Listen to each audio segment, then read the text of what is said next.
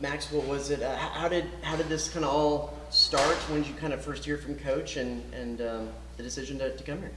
Yeah, so I'm not super sure on the first day, but I woke up in the morning from a flurry of texts and calls, and I spoke with Coach Jim, and we hit it off that day. And one of the things that really drew me in was how connected the staff was and is and will be.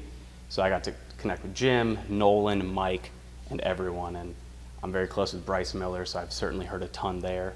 And I'm really always been a college baseball rat, so a lot of familiarity with this team, and it was really exciting to really start that process. I know there's some people that would look at, pitching coordinator for the Mariners and then college baseball. What was it about your desires and your dreams that you wanted to leave the majors and come to A&M and do college ball?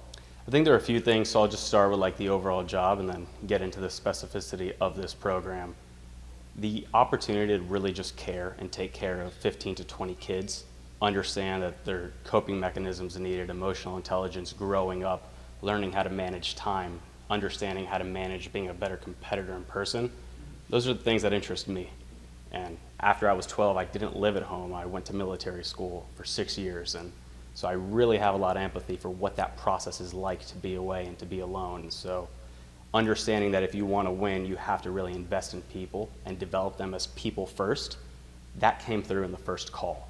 And that's specifically why I wanted to be here in Aggie Land under Coach Schloss. So there are a flurry of reasons. There's a ton of things about this program that are incredible, but it was the people first that really drew me in.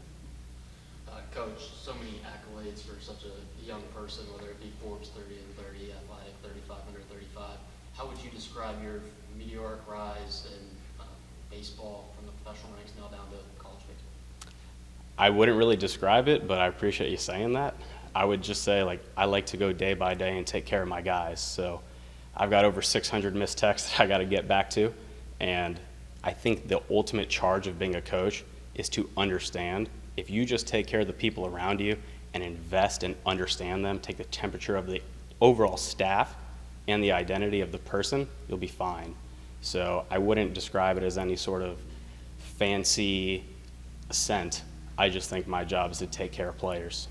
One of those players, and you mentioned him earlier, Bryce Miller. What are some of the things he said to you about Texas A&M that drew you here, and what was it like working with him, the Mariners? Yeah, it's super fun working with Bryce, and we have such a wonderful relationship. And in fact, in my first meeting with the staff here, Bryce actually showed up during the All-Star break, came in, gave me a hug, and it was beautiful. So he's family to me. He's family for life. He's going to be down here in the fall, as will a ton of professional pitchers.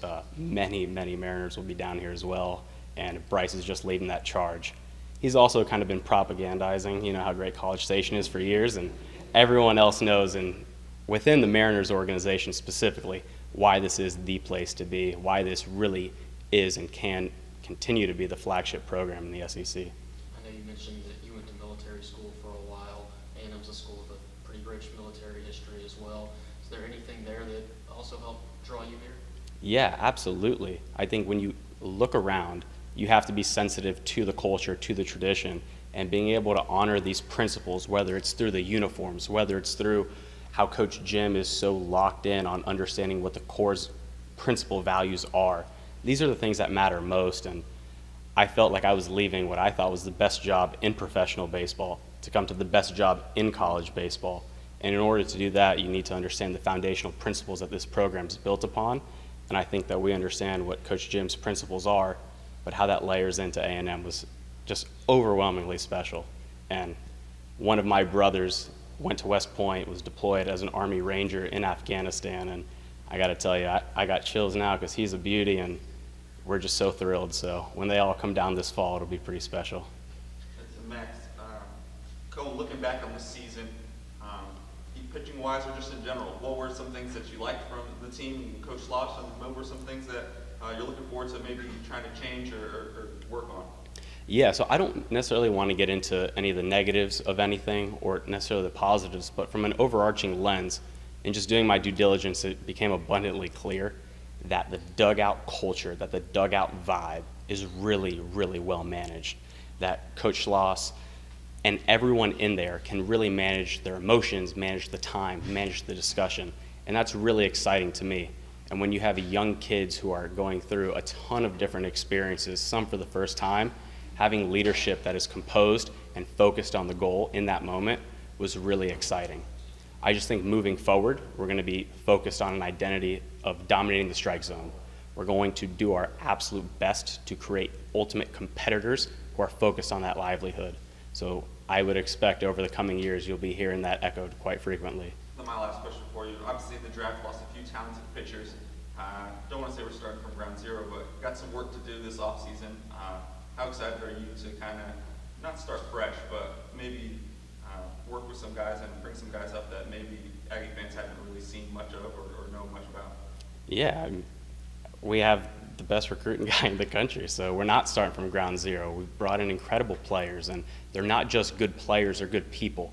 And that was a really big distinction in getting to know this staff is there is a meaningful difference between what is the best present player and who's the right person.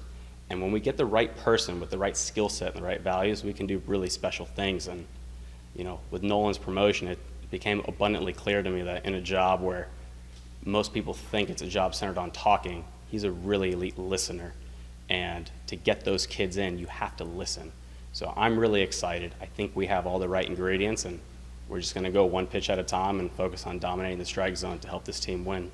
What was your journey into coaching? And I know you have a very, to dumb it down, probably science-based coaching philosophy when it comes to pitching. Where did that come from as well? Yeah, I wouldn't describe it as a science-based coaching philosophy. What I would just view it as is these kids have one chance in their career, and it's critical to have the evidence. I can't gamble their careers to give them only my opinion, my truth. I also need to provide objective evidence and give them the truth. And very often that's a big difference. So in order to really serve them, I need to be able to provide them with great information. So ultimately, it's not about making players more sciencey, right? You want to use evidence to make them better competitors. And that's a massive distinction. It's a massive distinction how young people view themselves.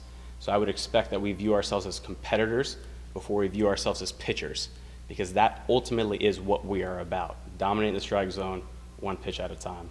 And then what's your journey into coaching? Well, when I was really young, when I was 12, I decided this is what I wanted to do. It was just a no-brainer.